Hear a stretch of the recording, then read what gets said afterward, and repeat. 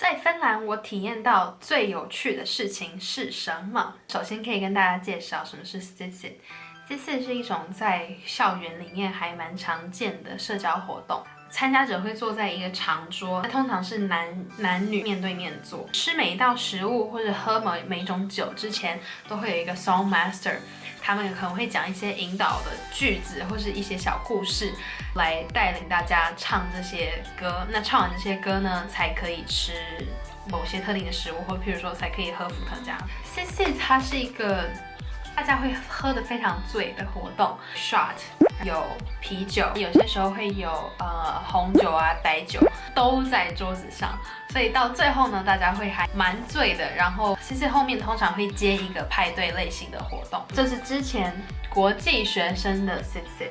那这是一个 songbook， 那这个 songbook 里面就会放 song master 他们可能会带你唱的歌，比如说好要喝酒的时候呢，可能就会唱这首 Drink Up。那你可能会想说，那这些歌如果我之前没有唱过，我怎么会唱？但其实很多他们的旋律是改编自大家耳熟能详的一些曲调，比如说像之前有一些歌是改编自 La La Land， 通常大部分人都会唱，但是如果真的不会唱怎么办？也没有关系，就是跟着大家嘴巴有动就好。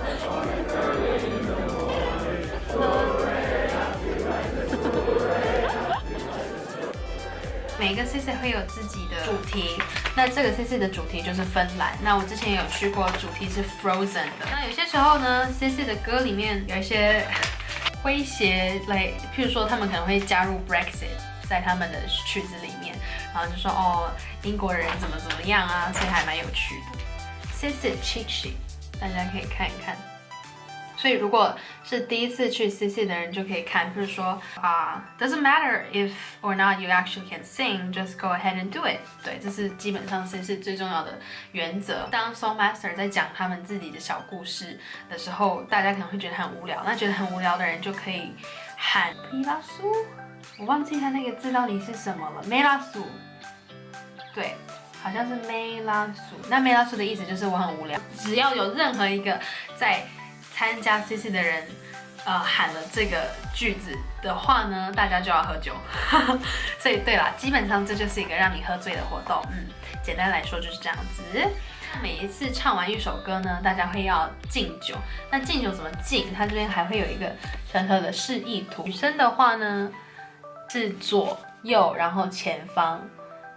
所以它这边有一些小小的规则，大家在 Sissit 的时候可以 follow， 所以这是非常有趣的活动。还有什么有趣的活动呢？另外一个当然就不能忽略的是芬兰的桑拿文化。桑拿文化基本上在冷的地方都会有，但是芬兰的桑拿文化对于我而言，文化冲击还蛮大，因为他们非常多人在桑拿里面就是不穿任何东西，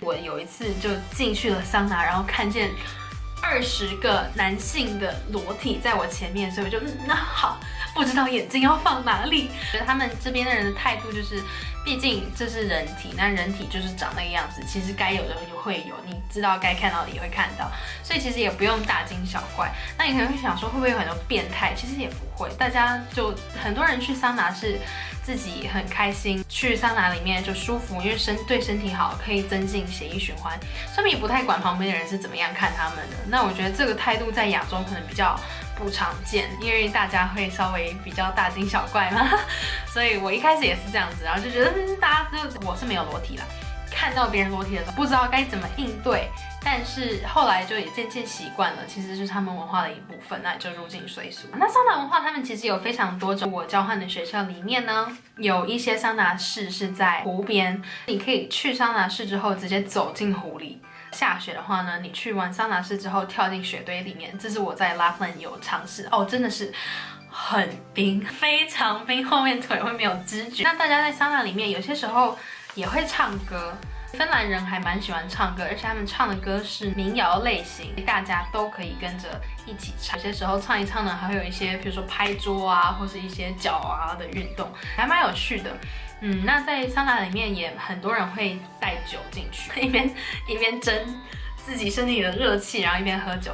他们的说法是，喝完酒去桑拿可以帮助你更快的把酒精排出体外。有些人如果宿醉的话呢，就隔天去桑拿，然后蒸个几次，就会身体会觉得比较好一点。所以这2个是我觉得芬兰最有趣的活动。除了看极光啊那些比较 touristy 的东西，大家都会觉得很有趣之外呢，我觉得芬兰文化里面这2个还蛮有趣的。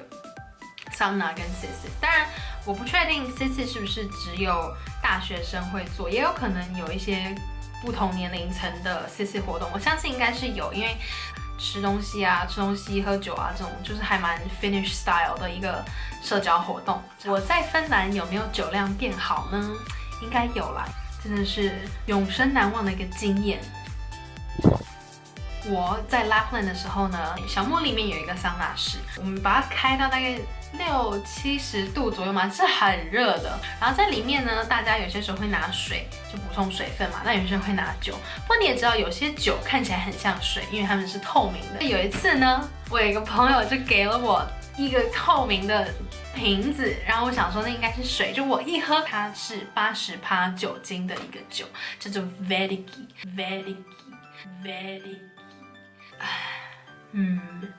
差一点在里面就需要哈姆立克法，应该也不是哈姆立克法。所以对啦，来芬兰如果不会喝酒的话，可能会有点痛苦，也比较会难以跟大家打成一片，因为很多活动是以酒精的凝聚力把大家结合在一起的。希望你们喜欢我的影片。那如果有任何想看的题材，也都可以在下面留言。其实大家如果有兴趣的话，可以去我的 IG 上面看，有蛮多之前在芬兰做一些雪地活动啦，或是一些社交活动的照片跟影片。